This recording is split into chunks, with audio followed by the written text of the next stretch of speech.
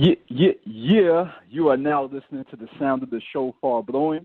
The shofar is a ram's horn that is blown to inspire the people to do their thing.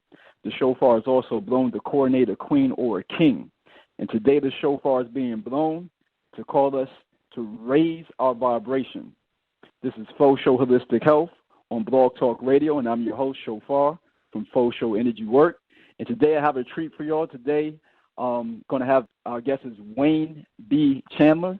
I first came across Wayne's work early 2000s. It was a network marketing company that a friend of mine, shout out to Theo, he told me about this network marketing company, Mata.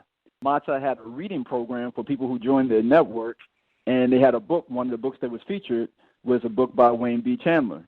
And so, in a couple of years after that, me and about 10 people had a book study group that used to meet at my place, and we actually studied this book that we're going to be going over one of the chapters today with the author. So Wayne is a Qigong master. He's a healer. He's actually the author of the book that we're going to be talking about today, Ancient Future. And the book is so deep, y'all, that we're not even going to be talking about the whole book. Like, you got to break this book down by chapters. So we've already, if you haven't already heard our other podcast that we did about a year ago on mentalism and the whole idea that the universe is mental and that our thoughts affect our environment and our health and everything, go back and check that one out. Today's talk is going to be about vibration and about, what that means and practical use of this information. So anyway, without further ado, I want to bring on the well-esteemed Wayne B. Chandler. Wayne, you out there? I'm out here, my brother. Thank you for having me on. Yes, sir. It's good to have you back. I appreciate you taking time out to do this because I feel like with all that's going on out here, practical use of vibration and understanding of that can help people out more. So one of the things that it says in the Kabbalion that you also go over in Ancient Future is that everything vibrates. So can you explain that a little bit for us? Yeah, everything that you come in contact with in this three-dimensional reality has a vibrational frequency. Some of these frequencies, can vibrate at a very, low resonance, which speaks to the character and the nature of whatever that particular thing is. And other elements vibrate at a very high resonance, which speak to the character and the nature of what those particular things may be. Vibration consumes every aspect of our life. There's no escaping it. And how we deal with the various vibrational frequencies in our life really dictates the direction that our life will go in. So for example, an individual who is beset with the challenges of various states of emotional depression. Depression is a very specific vibrational frequency that locks into a very specific family of emotional fields. So an individual who is locked in that particular reality needs to do the things necessary to shift the vibration that they are being inundated with to rise and move beyond the impact of those frequencies so that they can begin to acquire better mental, emotional, and physical health. So vibration is it's all consuming. The vibration that we live in this culture, the culture that we are a part of has a very definitive, specific vibrational frequency being three-dimensional. So being three-dimensional means it's relegated to the five senses. It's relegated to the mundane. So it's relegated to only the things that are tangible in our reality. So what happens when you do specific types of vibrationally enhanced practices which elevates you into a higher vibrational frequency? Then you begin to have the ability to control the various challenges that a three-dimensional construct presents. Challenges such as survival, challenges such as lack of abundance, challenges such as health, challenges such as movement. All of these things, are put into a different category once you begin to increase your own vibrational field. You increase your own mastery of how to deal with all of the things that we're challenged with in a much denser, slower vibrational three-dimensional reality. Yeah, okay. So if I'm clear on what I'm hearing you say, Wayne, is that by mastering our vibration, we can have a better life, period. Exactly, yeah. Like Not just mastering the vibration, but really mastering a accelerated, expanded vibrational field. Okay, I like that. And because a lot of people out here master very dark, deep, dense vibrations, Right. Okay, so let's talk about a little bit about that. So vibrational enhancements. What would some of those things be? What are some of these technologies that you're talking about that we can do that can help us to expand? Well, you want to get into really developing an understanding and eventually an understanding of your own, spiritual and energy-based technology. Once you understand, your own internal energy technology, then you're able to look at those areas that need refinement, that need cultivation, and literally do specific practices that expand the frequency of your own internal technology. So for example, in the beginning you mentioned Qigong. If you get with the proper Qigong instructor, Qigong is an incredible means and tool that one can use to elevate their own level of vibrational frequency through the expansion of consciousness, the refinement and cultivation of their own internal technology, which incorporates their organs, incorporates their glands, because every organ in the human body has a very specific vibrational frequency. Every gland in the body has a very specific vibrational frequency. Now, lifestyle, diet, the various modes of lack, that we invest in impact greatly the vibration of our organs and our glands. So we get on this road that, really takes us into a downward spiral. And that downward spiral, accelerates us very expediently towards what we refer to as death and our demise. Got it.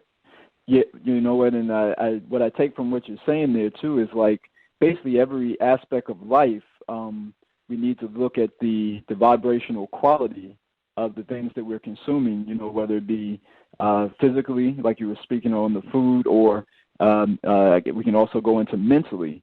And matter of fact, let's go ahead and talk a little bit about that, about mental vibration and the things that we allow ourselves to think and feel. Can you talk some more about the impact of that stuff? Oh, no question. Most of us in the world today operate out of what's called neural dissonance. Neural dissonance, in terms of its characteristics, it exhibits mental emotional chaos and disconnection. This disconnection that we move through can be directly correlated to the various distractions that are heaped upon us day by day, that we become completely sidetracked from what our mission, our focus really should be or could be. Individuals, that are locked into this kind of a life-based expression, they find more of a measure of security being guided, being led. And in doing that, they feel much more secure being in a box. So an individual, for example, who has developed certain tools that they can use that are more expansive, more limitless, they fall into the category of neural coherence. An individual who is neural coherent is connected, in control, aware. They are in synchronization with all that's around them as well as what's within them. They have a level of mental, emotional synchronization, less susceptible, to like the programs that are running out here continuously that create the distractions that so many of us get caught up into. Really, individuals like this, they stay away from the basic conventional boxes. So it gives them much more aptitude to be expansive and be creative with respect to their own realities. So when you look at mental vibration, you're looking at, the various things that feed into the ability to be self-sustaining through being self-empowered, through being able to create your own realities. Okay.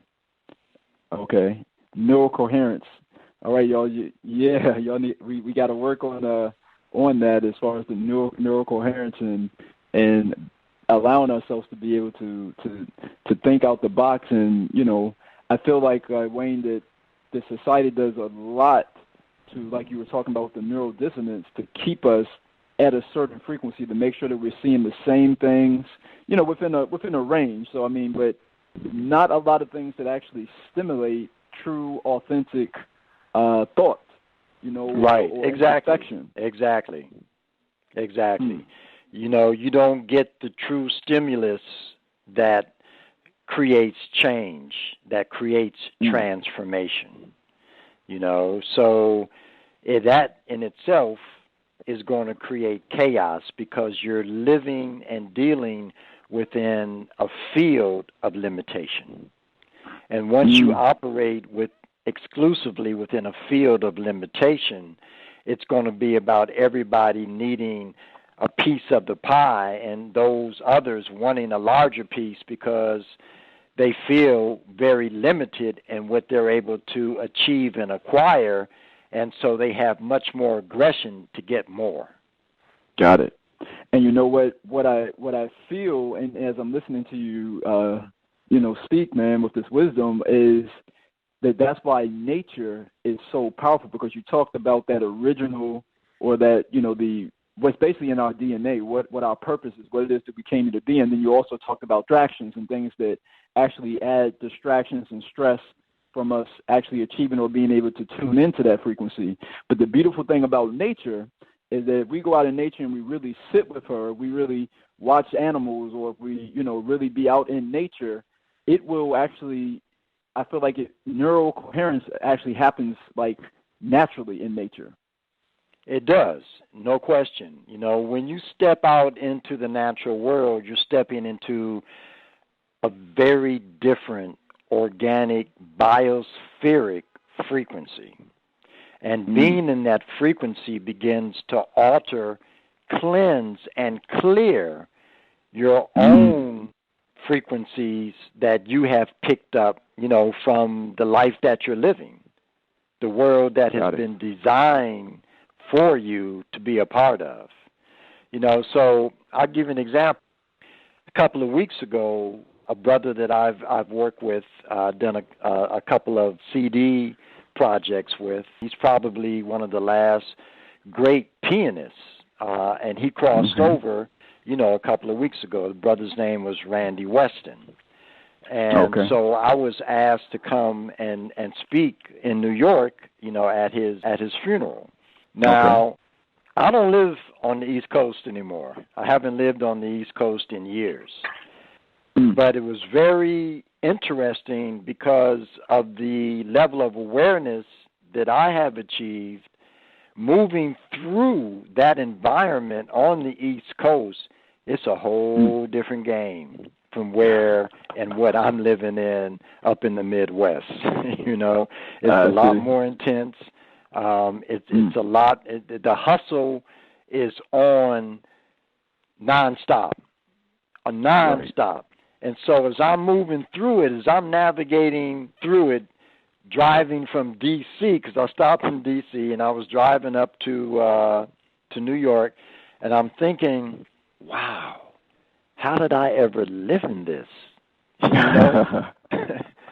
But, right. you know, association brings about assimilation more times than not, you know, and so that's who I was, that's what I was, but being disconnected from that reality has given me a different perception just of being able to tap into different frequencies that are more fulfilling and not so hustle-based, cutthroat, aggressive, and destructive. You know, so like it's hard as I moved around New York City, it's hard for people in those types of environments to carve out an area of peace and tranquility just by living that kind of lifestyle. You know, so you have to be very, very motivated and actionable to take it upon yourself to create that for yourself. But if you don't create that for yourself, you're going to be in trouble. Totally. You know, so even within the pitfalls and the ongoing, you know, eternal furnace, you know, of New York City, you have to be able to find somewhere within you, within your space, some beach, water, and sand, you know, to balance out that inferno. I hate to give them a plug, but that's the Corona commercials, right? Find your beach. You know, there it is. Yeah, that's true. Yeah, that's right. That's right. You could come up with a better beer, though. Give me a Guinness or something. But yeah, find your own beach. You know, wherever we are, man. Right. Yeah, I feel like because if we think about it, like if we can see ourselves as broadcasting, you know, like, and this is true. I know for some of us this may be a foreign idea or maybe not even believe it, but the way I kind of sense it and actually feel it even for myself is that sometimes we actually have like thoughts either going in or out of our head and or heart area or body, whatever we want to say. And if you're living just amongst a whole bunch of people and all of us, you know, millions of people, and we're all doing that at the same time, it stands to reason that there's a sense of overload sometimes. And so that's why going to nature where that vibration that slows down somewhat. So no question. But family, no question. You take what we're saying here and sit with it and everything, but see if it doesn't hold true to you and see if it can be helpful to you. I want to talk about because we're talking about vibration and I got so many notes. One of the places I definitely wanted to go to is like, all right, so to me they say that, you know, the eyes are the window of the soul. So to me, if the eyes are the window of the soul, then the voice is the soul coming out, you know. So can we speak a little bit, since we're speaking about vibration, the power of the voice and why, you know, chanting and words of power, like, why are they important, or how are they powerful, you know, the power of the voice and speaking? Yeah, I mean, when you look at, and you go into the ancient canons, you know, they talk a lot about these civilizations that existed prior to the African civilizations that arose, you know, and some of the mastery that these particular civilizations achieved. And one of the things that has been passed down and through in the biblical references, you have in the beginning was the Word, and the Word was with God, and the Word was God. You have that in the biblical reference, but in the Egyptian, the book of Coming Forth by Day, which also referred to as the Book of the Dead, you have the oldest written text, which says, basically the exact same thing. I mean, it states that I am the eternal, I am Ra. I am that which created the Word. I am the Word. So we're talking about the power that is uttered from the vocal voice box that is a reflection of one's own cultivated internal reality that reflects their consciousness. Could you say that last part one more time? I doubt it, man. I never speak. I never. I'm like I channel. I mean, stuff comes in and comes through me to like reiterate things. That's always a challenge for me, because I'm not really very well stated. Yeah, I'm not really delivering from a left hemispheric reality, even if it sounds like that. I'm pulling in information, from a whole other place. I like what you said there. Was something about it is speaking forth the internal reality. That's what our voice is. And a lot of times we can listen to ourselves. If we really listen to ourselves, it's no wonder our relationships, it's no wonder our money is either what we want it to be or not. Like some people we speak very highly and well about ourselves or about a certain part of ourselves, and no wonder that our life actually is in resonance with that. Meanwhile, there may be another aspect or another part of our life that if we really were to take the time to listen to our internal talk and then also how we talk to our friends and family, it ain't so good. Right, no question. Very true. Very, very true. Most of us, live in a place, even though we try to convince ourselves that we don't. You look at the whole dynamic of, acquiring abundance. And that abundance can be coming to an individual in a variety of different ways.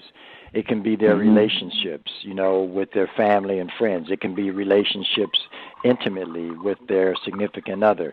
It can be material relationships, dealing with what comes into your life. It can be, your financial relationships. They have such a hard time with that. And so you begin to wonder, like an individual who will go out and work very, very hard. I mean, will slave 24/7 to try to achieve and get the things that they want to have in their life just on a material plane, on a material level, because they feel that once that is achieved, the other things will fall suit. But the thing is that people don't really get in terms of vibrational frequency is that you really, really have to believe and know of what you're achieving and reaching for is a part of your true natural intention, that this is part of your internal design. And then you get into the fusion of your conscious mind with your subconscious mind, because 90% of the realities that we live and create for ourselves are coming from the subconscious world, the subconscious mind, not the conscious mind. So then it becomes, how do you synchronize your conscious with your subconscious? Because it's the subconscious, that which you can't find a tangible connection to, that's creating your realities. And so then it's a whole different ball game, because so much of what we create, a person may think that this is what they want. They want abundance. They want the money, but then there's another part of them in the subconscious that feels they're not worthy of that. And it's the dynamic of unconsciously not being worthy that stops the manifestation of all that happens on the three-dimensional plane. Makes sense. So they may work tirelessly, for 24/7 trying to achieve a certain standing financially. But if they really don't believe they're really worth what they're working for, they're not going to get it. Right. That has a certain vibration. That has a certain way of broadcasting a certain thing out there into the universe, and out into our everyday life, a very practical way. Just the way we think, just the way we feel about things. Everything in its tracks. So you have to find a way to make the hidden visible. Woo. I remember that one, so I'm going to say it again. You have to find a way to take the hidden and make it visible. So those things that we are feeling in us, family, that are not serving us. This is what Wayne is saying, that if it's not serving us any longer or whatever, if it's not in resonance with what it is that we really want, we've got to find that sometimes it's hidden down in there. We've got to do the introspection. We've got to do the work, or you don't have to, but you can. We can do the work and discover these things and make it visible and bring it to the forefront, and then change our frequency, change the belief systems. I mean, there are little things, that individuals can do that are very powerful. They're subtle, but they're very, very powerful, I mean, even if a person writes down every day what it is that they believe, they actually begin to integrate that into the subconscious mind. I mean, you carry it in your consciousness, and eventually it will imprint itself upon the unconscious and begin to shift and to change it. And that's the power of intention. Belief is a divine construct. We throw the word around all of the time, very haphazardly. But belief is a divine construct, which means that if you truly believe something within that product of belief, you will manifest it. Within each aspiration dwells the certainty of its own fulfillment. Now, in the Matrix trilogy, which was one of the more powerful pieces, at the end of the third movie, when Seraph is walking up to the Oracle at the very end of that movie, and Seraph says to her, did you always know? Did you know that it was going to end like this? And her response was, no, I didn't know, but I believed. I believed. See, belief is a divine construct. Knowing is an intellectual, left brain construct. Once you slip into the power of belief, elevate and create whatever it is you want. Now, when you have individuals that know how to shapeshift and disconnect one and create the level of distraction that we live in every single day, and we are fed the belief systems that we operate within, then you're able to see the limitation of the world. You're able to see the darkness that befalls us. Bruce Lipton, who's a geneticist, wrote a book called The Biology of Belief. And in that book, he shows how what you believe maps out your reality from a genetic level on up. So if you are believing, consciously or subconsciously, unless you take the initiative to change that belief, you're going to operate within that environment, an environment of limitation. Wow. There's definitely so much to sit with there and everything. And wrapping up, Wayne, what I want to do is definitely I'd like to always, give you a chance to tell us what's going on with you. If you have any new projects, workshops, if people want more information about, how they can get your book or any of those things. So if you want to leave with that, we can close out for you. Yeah, I've got a workshop coming up on the 9th in Houston. And it's called the Esoterics of Yoga, and this is the second level of that workshop. and it's actually designed for people to tangibly deal with their own energy body and the various portals, chakras that operate within that body. So it goes beyond the whole thing of poo-pooing this and that because you can't see it, you can't feel it. People are going to learn, how to feel that. They're going to learn how to not only feel it and get a sense of those different portals in the body, but they're also going to learn how to manipulate them, to clean them, to clear them, energize them, because they are the basis of our life. And once you know how to work with them and make the necessary adjustments, then you make life-based adjustments as well, and you begin to navigate your environment in a totally different way. So that's coming up on November the 9th in Houston, and then people can go to my website for retreats that are coming up in Jamaica.